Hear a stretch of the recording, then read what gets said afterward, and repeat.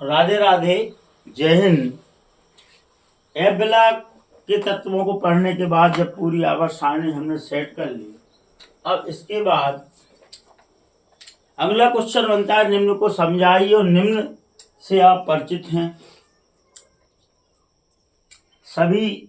हमने शॉर्टकट में S block, P block, D block और एफ ब्लॉक के तत्व पढ़ा के उस समय पढ़ा दिया था, लेकिन यहाँ पर इसका हम अब विस्तृत अध्ययन करेंगे। तो पहला क्वेश्चन जो इसमें नहीं दिया वो हम बता रहे हैं, परमाणु आकार। तो परमाणु आकार, एटॉमिक साइज, किसी एटम के नाभिक से अंतिम कक्षा, नाभिक से अंतिम कक्षा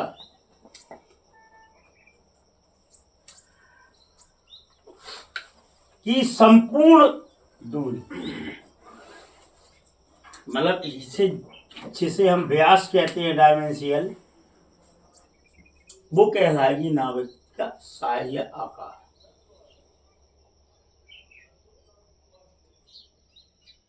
मतलब कहने का मतलब ये हुआ है किसी एटम की अंतिम कक्षा से अंतिम कक्षा की दूरी तक को हम क्या कहेंगे, एटॉमिक साइज कहेंगे।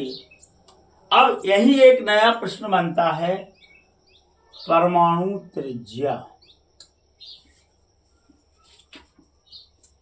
परमाणु एटॉमिक रेडियाई। तो एटॉमिक रेडियाई से आशय होता है एटम के केंद्र, सेंट्रल न्यूक्लियस, नाभिक से अंतिम कक्षा में जो इलेक्ट्रॉन जाता है उस तक की दूरी को हम कहेंगे एटॉमिक त्रिज्या। बात समझ में आई कि नहीं? यह लगभग 1 एंगस्ट्रॉम या 10⁻⁸ सेंटीमीटर होती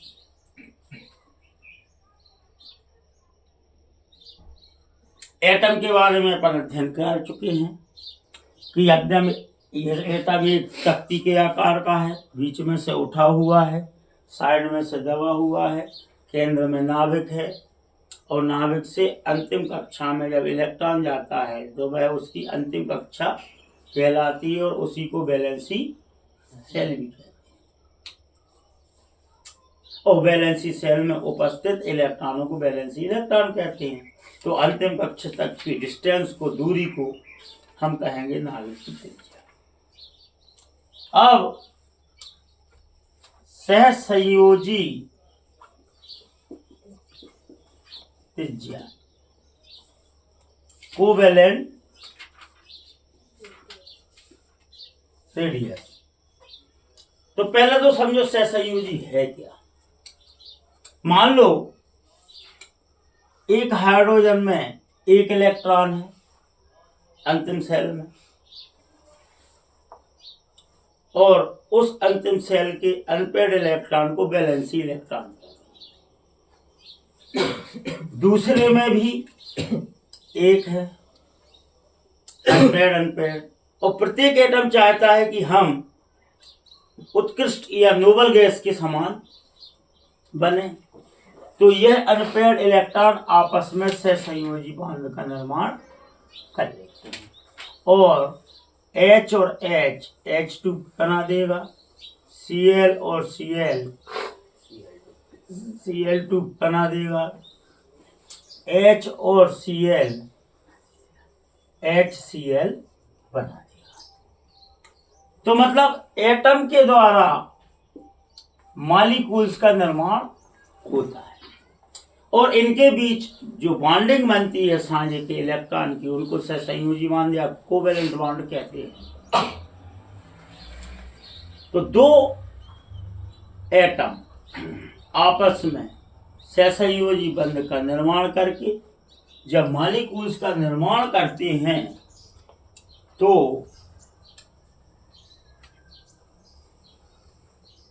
एक एटम के नाभिक से दूसरे एटम के नाभिक के बीच की दूरी की आधी सहसंयोजी त्रिज्या कहलाती है। जब कोई दो एटम सहसंयोजी बंध का निर्माण करके मॉलिक्यूल्स का निर्माण करते हैं तो एक एटम के नाभिक से दूसरे एटम के नाभिक के बीच की दूरी की आधी सहसंयोजी त्रिज्या कहलाती है। अब एक एटम के न्यूक्लियस से दूसरे एटम के न्यूक्लियस जब आपस में कोवेलेंट बॉन्ड के द्वारा मॉलिक्यूल्स का निर्माण करते हैं तो दो एटम में नाभिक से नाभिक की डिस्टेंस की 1/2 या हाफ डिस्टेंस को कोवेलेंट रेडियस कहते हैं। तो कोवेलेंट रेडियस बराबर 1/2 अंतरा मॉलिक्यूलर दूरी 2 बॉन्डेड एटम या इंटर मॉलिक्यूलर या inter nucleus distance between 2 bonded atom, ये इसका फार्मूला हो जाएगा।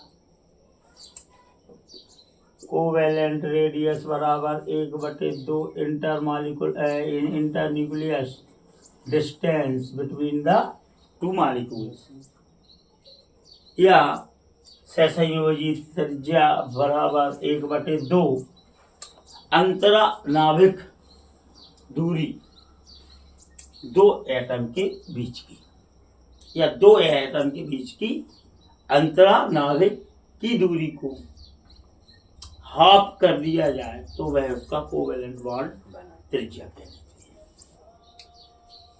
अंदर पहला क्वेश्चन, दूसरा क्वेश्चन, तीसरा क्वेश्चन है वंडरवाल त्रिज्या।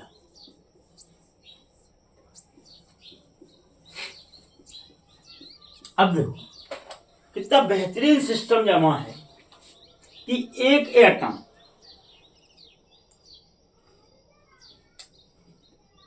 न्यूट्रॉन, प्रोटॉन और इलेक्ट्रॉन से मिलकर बना है।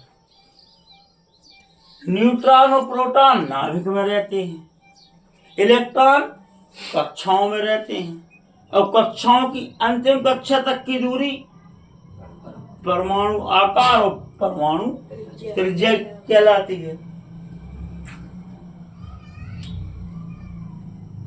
अब सहसंयोजी त्रिज्या, अब दो एटम आपस में मिले, किसका निर्माण किया? मॉलिक्यूल्स का। और मॉलिक्यूल्स के दो नाभिक से नाभिक के बीच की दूरी की आधी सहसंयोजी त्रिज्या। अब एटम से मिलकर मॉलिक्यूल्स बने, अब मॉलिक्यूल से मिलकर कंपाउंड बने। अब मॉलिक्यूल्स के बीच में भी एक फोर्स काम करता है जिससे वंडरवाल फोर्स कहते हैं। जो पाउडर की अवस्था में रहे, सॉलिड अवस्था में रहे, तो यहाँ पर मेटलिक बॉन्ड है, जैसे वंडरवाल फोर्स वंडरवाल बॉन्ड है। आप देखना एक विशेष, जितने छोटे से छोटे पार्टिकल्स होंगे और हम आपकी आंख में पट्टी बांध दें और एक तगाड़ी में सीमेंटेड रख दें और आपसे कहें कि इसमें हाथ चलाओ, तो वो आपको ऐसा लगेगा जैसे हम लिक्विड में हाथ चला रहे हैं। मैदा मतलब सॉलिड नहीं है, वो आपस में एक दूसरे के बीच में, दो एटम के बीच में मिले तो बॉन्ड काम करता है, और जब मॉलिक्यूल्स आपस में छोटे छोटे पार्टिकल्स में रहें तो वह अट्रैक्शन फोर्स के द्वारा जुड़े होते, उन्हें वंडरवाल फोर्स कहते हैं। अब इस वंडरवाल फोर्स के द्वारा जो कंपाउंड बनता है, मटेरियल तैयार होता है, तो यहां पर दो मॉलिक्यूल्स की बात करेंगे। कोवेलेंट बॉन्ड में हम किसकी बात कर रहे थे बेटा? दो एटम की बात कर रहे थे। यहां पर हम दो मॉलिक्यूल्स की बात करेंगे। तो एक मॉलिक्यूल्स आपस में इस प्रकार, और दूसरा मॉलिक्यूल वंडरवाल फोर्स के कारण दूसरे मॉलिक्यूल्स की ओर अट्रैक्टिव हो जाएगा।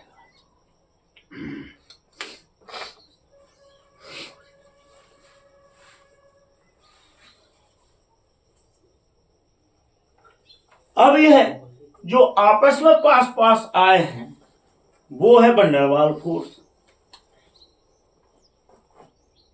तो ठोस अवस्था में, सॉलिड स्टेज में, दो मॉलिक्यूल्स कौन से निकटतम, ये नहीं कि जो तीसरा यहां है तो इसकी और इसकी बात करें, या एक यहां पर है तो इसकी और इसकी बात करें। कौन? निकटतम, पास पास वाले दो मॉलिक्यूल्स के नाभिक से नाभिक तक की दूरी, डिस्टेंस, नाभिक से नाभिक तक की दूरी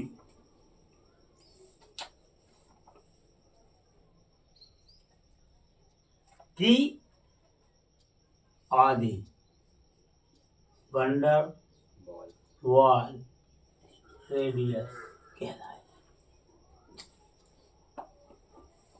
अब चाहे आप इसकी और इसके बीच की दूरी ले लो तो ये भी आधी कौन सी कहलाएगी? Covalent bond. ये वाली कोवेलेंट बॉन्ड के द्वारा जुड़े हैं दो एटम, तो ये कहलाएगी कोवेलेंट त्रिज्या। और दो नाभिक के निकटतम के नाभिक से नाभिक तक की दूरी की आधी, हाफ, 1/2 डिस्टेंस को, दूरी को वंडरवाल त्रिज्या कहते हैं। धात्विक त्रिज्या। मेटल कौन कौन से ग्रुप ब्लॉक के कंपाउंड होते हैं? बस डी ब्लॉक, बी ब्लॉक और एस ब्लॉक, डी ब्लॉक और एफ ब्लॉक, ये सभी तत्व मेटल कहलाते हैं। अच्छा, मेटल का एक मॉलिक्यूल तो रहता नहीं है कि लिया गोल्ड का एक कण ले आए, अपन हार पहने एक एटम का, अंगूठी पहने एक एटम की, मतलब मेटल भी आपस में जुड़ी होती है। मेटल के एटम क्यों? क्योंकि उनमें अनपेयर्ड इलेक्ट्रॉन होते हैं, रिक्त इलेक्ट्रॉन होते हैं। और जब मेटल के मॉलिक्यूल्स आपस में जुड़े होते हैं तो उनको बोलते हैं मेटलिक बॉन्ड। उनको क्या बोलते हैं? Metallic bond. तो वहां भी इंटर एटमिक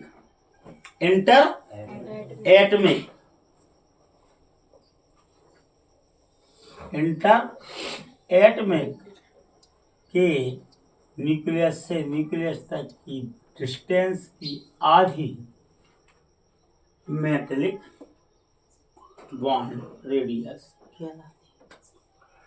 मतलब जो मॉलिक्यूल्स की जो अन्न में रहती है ये एटम में, वो भी यहाँ पर बस फर्क कितना है?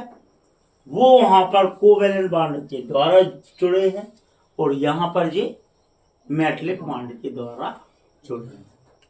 तो दो निकटतम एटम के न्यूक्लियस से न्यूक्लियस तक के डिस्टेंस का 1/2 मेटलिक रेडियस कहलाएगी और दो मॉलिक्यूल्स के न्यूक्लियस से न्यूक्लियस तक की दूरी का 1/2 वंडरवाल रेडियस कहलाएगी।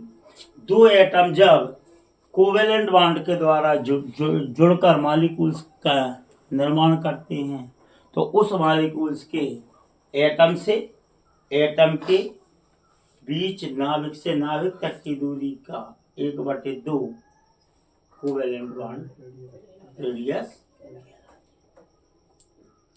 तो परमाणु आकार, परमाणु कोवेलेंट रेडियस, फिर वंडरवाल रेडियस और मेट्रिक रेडियस अच्छे समझ में आई करें, समझ तो गए करें।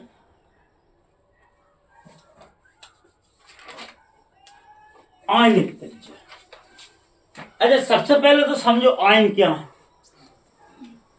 आयन समझना बहुत जरूरी। जैसे कि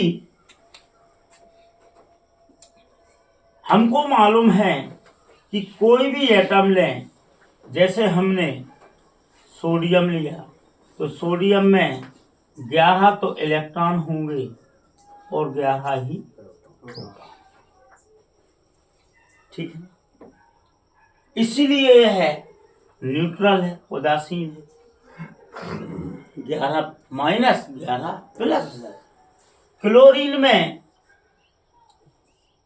17 इलेक्ट्रॉन होंगे और 17 ही प्रोटॉन होंगे। तो ये भी क्या है, वो तो उदासीन है, न्यूट्रल है। अब चूंकि सोडियम इलेक्ट्रोपॉजिटिव है और क्लोरीन इलेक्ट्रो नेगेटिव है। पी ब्लॉक के तत्व जितने भी हैं, अब देखो आपने आवर्त सारणी तो पढ़ लेना, तो यहाँ कितनी सहयोग दे रही। अब यहाँ एक इलेक्ट्रॉन ये क्या करेगा, त्याग देगा, निकाल देगा। तो यहाँ पर इलेक्ट्रॉनों की संख्या कितनी बचेगी बेटा, 10 इलेक्ट्रॉन। और प्रोटॉनों की संख्या 11 ही रहेगी। 12 कहाँ से हो जाए, 11 रहेगी। तो इस पर कौन सा चार्ज आ जाएगा यार, एक संख्या पॉजिटिव उल्टी का है वक्त है, तो ये हो गया पॉजिटिव, ये कह रहा है ये पॉजिटिव आयन। क्लोरीन एक इलेक्ट्रॉन ग्रहण करेगा तो इसमें इलेक्ट्रॉनों की संख्या हो जाएगी 18 और प्रोटॉन रहेंगे 17। तो इस पर कौन सा चार्ज आएगा, नेगेटिव। तो आयन समझ गए। तो जब कोई एटम इलेक्ट्रॉन ग्रहण करके या त्याग कर, एक या एक से अधिक इलेक्ट्रॉन त्याग कर या ग्रहण करके, और लगभग त्यागने वाले आयन को ज्यादा मानते हैं। तो जब कोई एटम एक या एक से अधिक इलेक्ट्रॉन त्याग कर पॉजिटिव आयन बनाता है तो उस पॉजिटिव आयन की न्यूक्लियस से अंतिम इलेक्ट्रॉन तक की दूरी आयनिक रेडियस कहलाती है। जैसे इलेक्ट्रिक सिस्टम की बात कर रहे थे ना, बिल्कुल वैसी की वैसी आयन की बात कर। जब कोई एटम एक इलेक्ट्रॉन या एक से अधिक इलेक्ट्रॉन त्याग कर पॉजिटिव आयन का निर्माण करता है, या उसी प्रकार एक इलेक्ट्रॉन कम होकर केटायन बनाता है और एक इलेक्ट्रॉन लेकर एनायन बनाता है, तो एनायन और केटायन के न्यूक्लियस से लेके अंतिम कक्षा, अंतिम सेल तक की, अंतिम इलेक्ट्रॉन तक की डिस्टेंस को आयनिक त्रिज्या। अब इलेक्ट्रॉन ग्रहण करना और इलेक्ट्रॉन त्यागना और इलेक्ट्रॉन ग्रहण करना,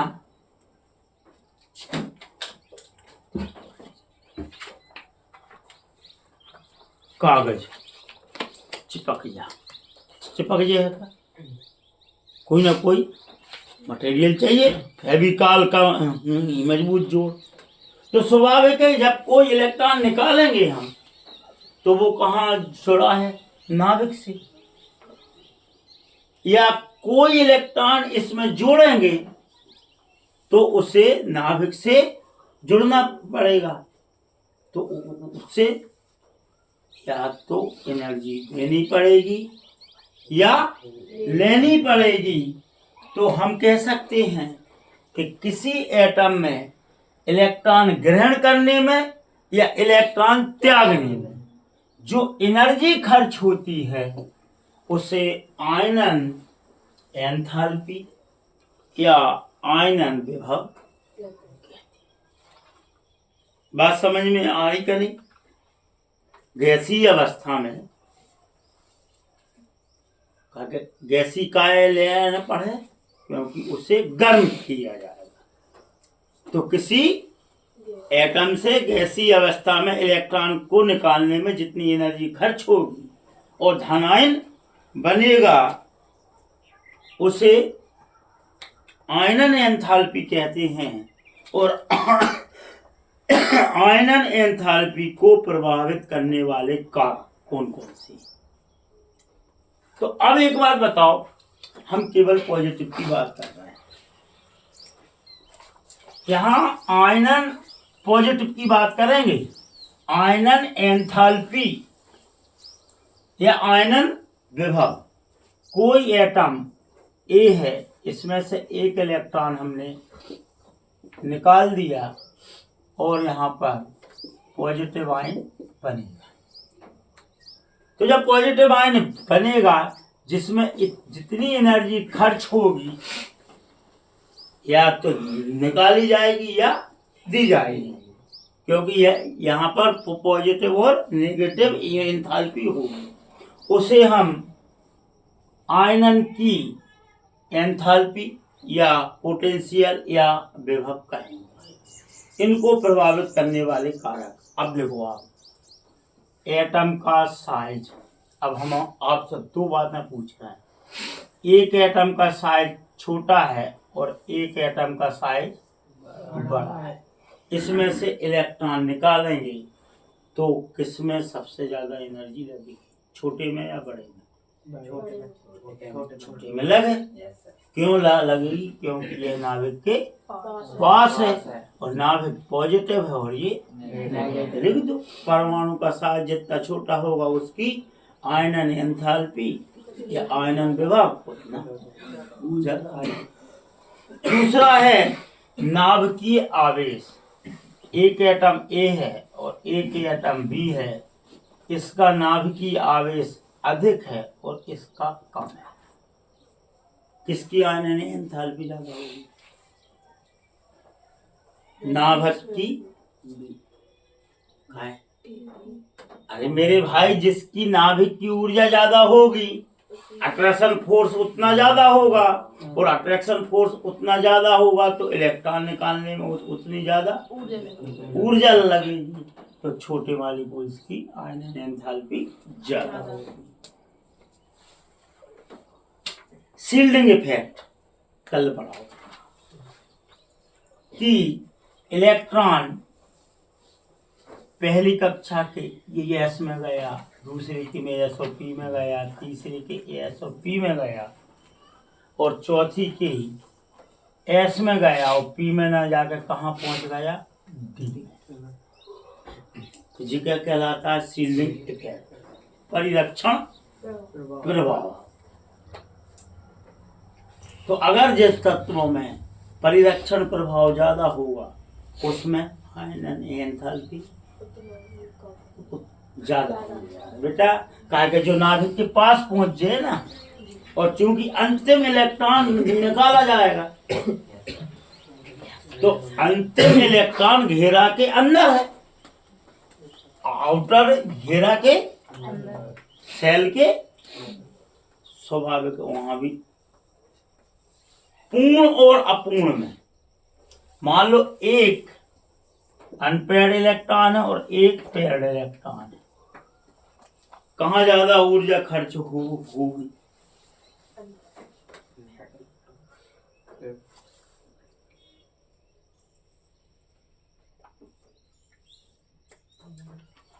दोनों में ज्यादा होगी,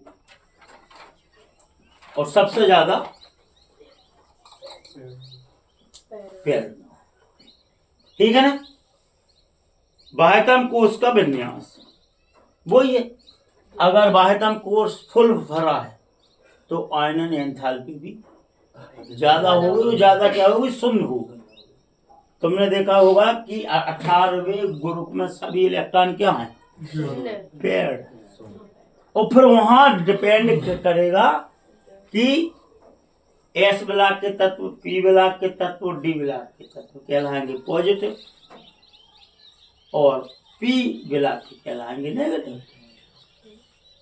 तो अंतिम इलेक्ट्रॉन के विन्यास पर डिपेंड करेगी कि अधिक या कम। आज के लिए इतना काफी है। राधे राधे, जय।